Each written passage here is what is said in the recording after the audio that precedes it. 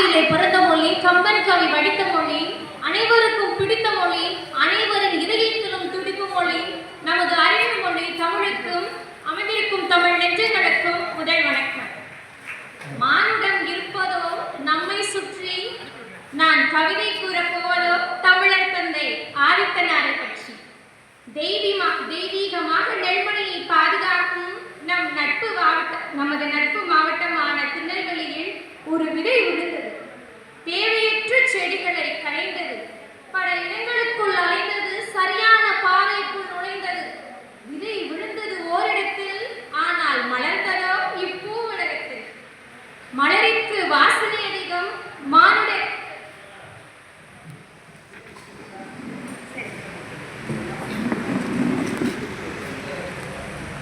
மலருக்கு வாசனை அதிகம், மானிடருக்கு யோசனை அதிகம். சாதாரணமான மலராயிருந்தால் வாடி விடுவேன், தினம் மலராயிருந்தால் தமிழருக்காக பயன்படுவேன் என்று தினமும் மக்கள் மனதில் மனம் இன்றளவும் வீசுகிறார் தமிழர் தந்தை சீபா ஆதித்தனார் அவர்களுக்கு இனிய பிறந்த நாள் நல்வாழ்த்துக்கள். தமிழ் தாயின் மடி தழுவி மலர்ந்தால் அவர் குழலில், சமத்துவ சமூக நீதிக்காக எழுதினார் அவர் விரலில்.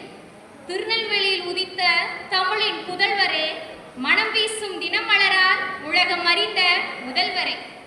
சிறுபான்மையினருக்காக சிந்தனைகளை விதைத்தவரே, சமத்துவத்தின் குரலாய் சமூக நீதி காத்தவரே. தனது எழுச்சிமிக்க பேச்சால் சமூக நுணுக்கங்களை கற்றுக் கொடுத்தவரே, செய்தித்துறையில் சுடரொளியாய் திகழ்ந்தவரே. சிந்தனையுடைய தமிழனே, சிற்றின மக்களின் நம்பிக்கை நாயகனே. தமிழே நமது உயிர்கொடி, தமிழா அதை கடைபிடி. அந்நிய நாட்டார் நுழைந்தால் வருவது வறுமை, தமிழை பேசினால் கிடைப்பது பெருமை. பாமர மக்களுக்கும் இருக்கிறது திறமை, ஆதித்தனாரை உயர்த்தியதோ அவரின் தமிழின் புலமை. பெரியாரின் தத்துவத்தால் மனதில் தாக்கம் வந்தது. தமிழர்களை ஒன்றிணைக்க வேண்டும் என்று மனதில் ஏக்கம் வந்தது. முறையாக நம் தமிழருக்கு தொழில்துறை வேலைவாய்ப்பினையும் அவரால் பெற்றுத்தந்தது. பேச்சிலே வீச்சிருக்கும், மூச்சிலே தமிழிருக்கும், பார்வையில் கூர்மை இருக்கும், செயலில் நேர்மை இருக்கும்.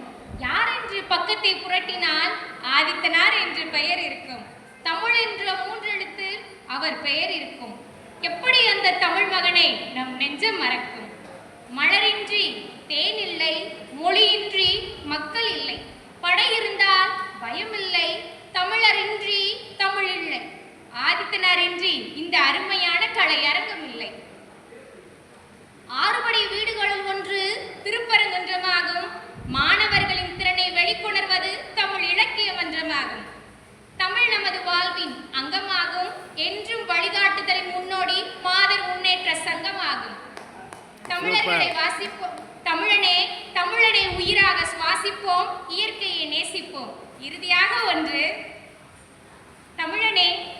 தமிழே தனது கருவழியாக பிரகாசிக்கும் ஒளியாக, சிற்பம் செதுக்கும் ஒளியாக, வாழ்க்கையின் வழியாக என்று பயணித்து தமிழை எங்கும் போற்றும் அன்பு தமிழ் மகன் அவனி மாடசாமி ஐயா அவர்களுக்கு இந்த வாய்ப்பை கொடுத்தமைக்கு நன்றி கூறுகிறேன்.